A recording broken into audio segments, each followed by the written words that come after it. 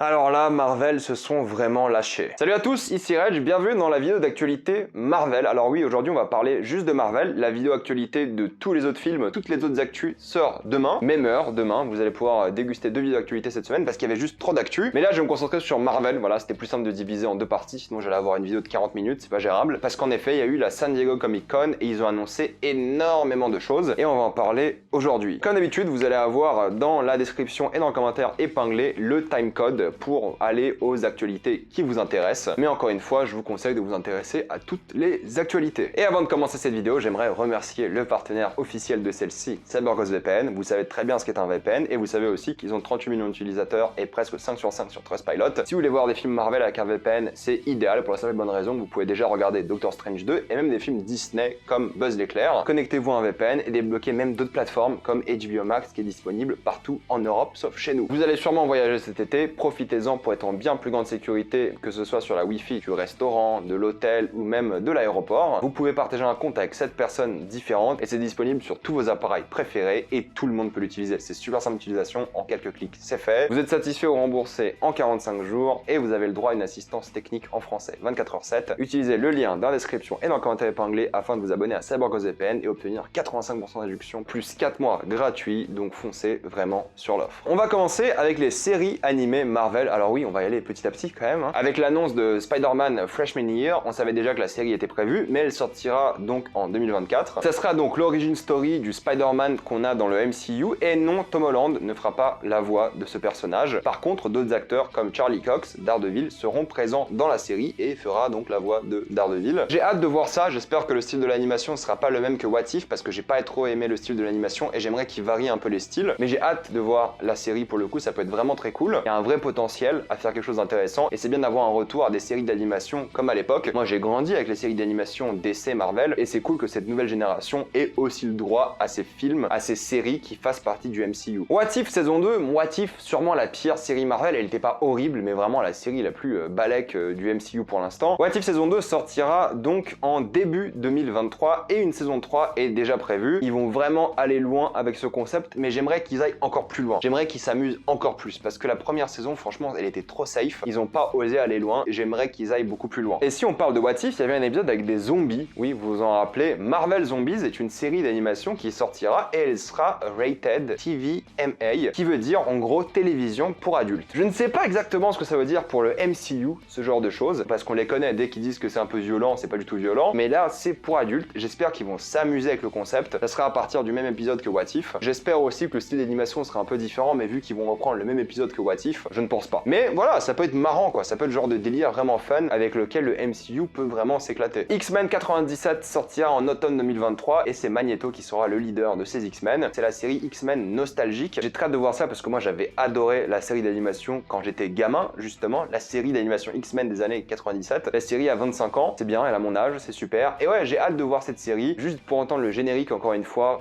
J'ai trop hâte. Après, c'est des séries d'animation qui seront clairement visées pour les enfants, sauf visiblement Marvel Zombies, donc j'ai pas des attentes de fou. Je sais juste que ce sera des séries d'animation pour enfants. Comme I Am Groot, qui sortira 5 épisodes maintenant en début août, le 10 août, et 5 épisodes plus tard. Je sais pas si c'est entièrement de l'animation, peut-être il y aura des personnes en live action, mais ça peut aussi être assez mignon et rigolo, et faire plaisir aussi à un peu tout le monde. La phase 5 du MCU a été officiellement annoncée avec tous les films qui vont sortir durant cette période. Est-ce que vous êtes prêts? Ant-Man and the Wasp Quantumania sortira en février 2023, ça on le savait depuis un moment, mais on a enfin une sorte de visuel parce que Kang sera bel et bien présent. Ça sera une histoire avec la fille du personnage principal et c'est une trilogie qui m'a jamais réellement intéressé, mais pour une fois, il y a des vrais enjeux. Il y a Kang. La série Secret Invasion sortira au printemps 2023 et ils ont peut-être fait une petite boulette. Quelqu'un a annoncé au casting Regé Jean Page qui a été retiré du casting. Ils ont dit que c'était une erreur. Erreur assez bizarre. Il aura peut-être un caméo, ça sera peut-être un acteur surprise. Mais c'est une série que j'attends bien parce que ça a l'air d'être une sorte de thriller dans le MCU qui peut être assez marrant à regarder. Tu ne sauras jamais qui est un Skrull ou pas. Ça peut être cool. Donc j'ai quand même assez hâte de voir ce que ça va donner. La phase 5 continue avec les Gardiens de la Galaxie 3 qui sera la fin de l'ère des Gardiens de la Galaxie. Et oui, ça sera le tout dernier. On ne sait pas si les personnages vont revenir après dans le MCU, mais ça sera la fin pour eux et ça sortira en mai 2023. C'est clairement l'un des films que j'attends le plus. Echo sortira en été 2023 comme prévu. C'est pas une série que j'attends personnellement, ça m'intéresse pas vraiment. Je l'attends plus pour les personnages secondaires que je vous ai déjà cités. La série que j'attends cet été-là, c'est Loki saison 2 évidemment. C'est ma série préférée du MCU pour l'instant et je pense que la saison 2 va être exceptionnelle. De Marvel, ça sera en juillet 2023. C'est un film qui peut être sympathique. J'ai hâte de voir comment ils vont tourner ça. L'un des films que j'ai le plus hâte de voir du MCU, c'est Blade qui sortira en novembre 2023. Ça a été un peu teasé avec les Éternels, mais là, juste avec Mahershala Ali, j'ai beaucoup trop hâte. S'il pouvait être violent ce film, ça serait parfait, mais bon, je ne pense pas. Ironheart sortira en automne 2023, aussi une série télé Disney+. Je ne sais rien sur Ironheart pour le coup, donc j'ai pas forcément d'attente. Ça peut être bien, hein, j'en sais rien, mais je m'y connais pas du tout pour le coup. Agatha Coven of Chaos sortira en hiver 2023-2024. Ça, c'est vraiment la série qui m'intéresse pas du tout. Je pense que ça peut être vraiment bien, mais pour l'instant, il y a zéro hype. Il me faut des extraits, des images, un truc, parce que là, je l'attends pas du tout. J'aime bien son personnage, mais vraiment, ça m'intéresse pas du tout comme ça. Mais la grosse annonce officielle est évidemment le retour de Daredevil avec Daredevil Born Again qui sortira au printemps 2024. Et le truc un peu étrange, c'est que la série aura 18 épisodes. Ils vont la sortir donc semaine par semaine, j'imagine, pendant 18 semaines. Je sais pas si ça a été fait pour arriver à un moment parfait comme ça, genre Daredevil se finit et ça enchaîne avec lui sur autre chose, parce qu'il sera d'ailleurs présent dans She-Hulk, ça c'était un peu évident, et il sera aussi présent dans Echo, ça je vous l'ai dit aussi. Je suis content pour Charlie Cox évidemment, je l'adore, mais 18 épisodes c'est trop je trouve. Alors oui, peut-être ce sera des épisodes à la Marvel de 25-30 minutes, mais déjà qu'ils ont du mal à gérer une intrigue sur 6 épisodes, est-ce que 18 est la bonne idée? À tous les coups il y aura un fil rouge, mais il y aura beaucoup de fillers j'imagine. Daredevil, 10 épisodes, c'était bien quand c'était sur Netflix. 6 épisodes, une bonne histoire Daredevil, t'en sors une par an, ça peut être très stylé aussi. J'espère aussi qu'il va passer encore plus au cinéma, qu'il va pas rester coincé à la série télé, on l'a déjà un peu vu au cinéma, hein. J'espère qu'il va sortir de là, mais oui, 18 je trouve que c'est un peu beaucoup. Mais voilà, content pour lui, j'espère que ça sera aussi cool que la série Netflix. Mais bon, soyons honnêtes, ça sera complètement aseptisé, on connaît Marvel. Le film Captain America New World Order sortira en mai 2024, c'est un film que j'ai hâte de voir pour le coup, même s'ils ont pris un réalisateur un peu yes man. Ça peut être vraiment cool comme intrigue et il y a moyen de vraiment s'amuser. Et le film que j'ai pour le coup hâte de voir, c'est Thunderbolts qui sortira en juillet 2024 et j'ai hâte de voir quel genre de anti-héros ils vont mettre dedans parce que ça peut être vraiment cool. Je vous mets le récap en image ici si ça vous intéresse. Ça c'est la phase 5 et elle est bien remplie déjà et elle va durer 2 ans. La phase 4 a duré 2 ans aussi parce que la phase 4 se finit là cette année, mais c'est la phase 6 qui fait du bruit car ils ont annoncé évidemment 2 grandes choses. Ils ont donc annoncé 3 films, les 4 Fantastiques sortiront en novembre 2024. On sait juste la date de sortie, il n'y a pas de réal, pas de casting, rien. Mais les 2 grosses annonces sont évidemment Avengers, le nouveau film, le 5e qui s'appelait The Kang Dynasty. On sait bien que Kang est le gros méchant de cette saga du multivers parce que oui, ils ont confirmé que cette saga s'appelle la saga du multivers. Et ensuite, 6 mois plus tard, donc de mai 2025 à novembre 2025, même si je pense pas qu'il va sortir à ce point-là, enfin c'est possible, mais il sera peut-être décalé d'encore 6 mois pour avoir 1 an d'écart entre les deux. Mais oui, Secret Wars, on le savait, on l'attendait, c'est le gros film et il y a potentiel d'enterrer la saga de l'infini parce que Secret Wars dans les comics, c'est un truc de fou. Donc s'ils arrivent à faire Secret Wars comme il faut, alors là ça va être un gros banger, ça c'est sûr. Mais vous savez que s'il y a 6 mois d'écart entre la fin de ces 2 Avengers, ça veut dire que la fin de Kang Dynasty va être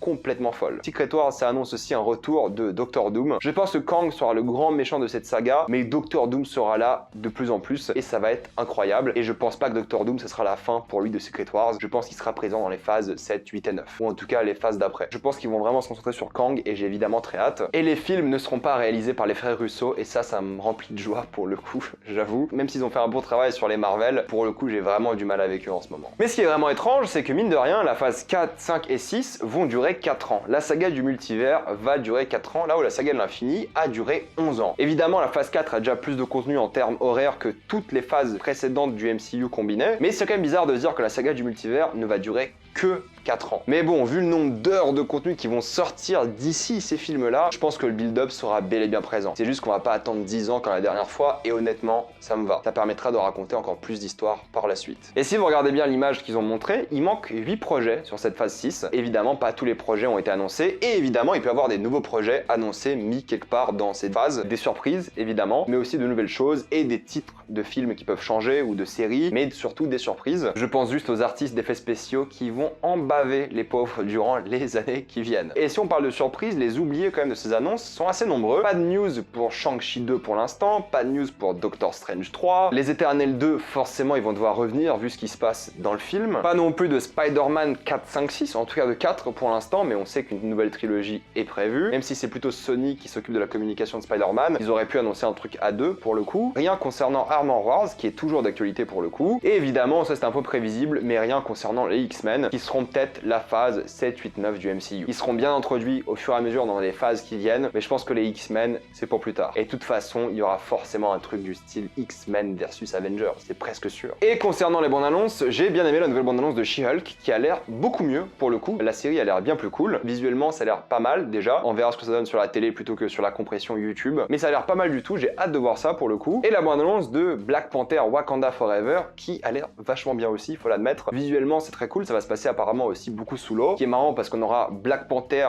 Avatar et Aquaman en genre 5 mois où ça va parler que d'eau. Mais c'est visuellement très beau, je trouve. C'est un artiste, hein, c'est Ryan Coogler qui s'en occupe, un vrai réal. Ça a l'air vachement bien pour le coup, en tout cas visuellement, j'ai hâte de voir ça. La transition musicale dans la bande-annonce était vraiment parfaite. J'ai hâte de voir ça, mais le truc qui m'a un peu énervé sur les réseaux ce matin, c'est que j'ai vu Chadwick Boseman partager sur Twitter la bande-annonce. Et il faut mettre une nouvelle règle. Le compte d'une personne décédée n'a pas le droit de tweeter du contenu promotionnel. Tweeter des souvenirs, des photos de la personne décédée, ok. Mais du contenu promotionnel, même si c'est en rapport direct avec lui, pour le coup, non. Faut arrêter quoi, c'est bizarre, c'est étrange et c'est pas bien. Je vais m'arrêter là, j'ai hâte de voir un peu comment le MCU va évoluer dans les années qui viennent. On va en bouffer du contenu, ça c'est sûr, et on en parlera évidemment. On parlera aussi de la phase 4 très bientôt, normalement cette semaine. Mettez-moi tous vos avis dans les commentaires. Comme d'habitude, pensez à vous abonner à la chaîne pour plus de vidéos, mettez un j'aime, ça aide beaucoup la chaîne. Suivez-moi sur tous mes réseaux, et avant de quitter cette vidéo, pensez à utiliser le lien dans la description et dans le commentaire épinglé afin de vous abonner à CyberGhost VPN, qui vous permettra d'avoir accès à tout internet et toutes les plateformes de streaming pour 1,84€ par mois et 4 mois gratuits. Foncez sur l'offre et moi je vous dis à la prochaine fois. Salut à tous.